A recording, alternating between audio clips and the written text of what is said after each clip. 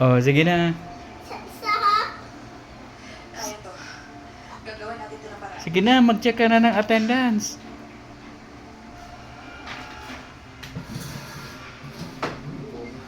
Di ba may upuan yung mga teacher? Oh. Nauntog ka. Magandang araw ng klase. Donna. Kabila, Donna. Present. Joey. Present. Nearest parking lot is. Ayan.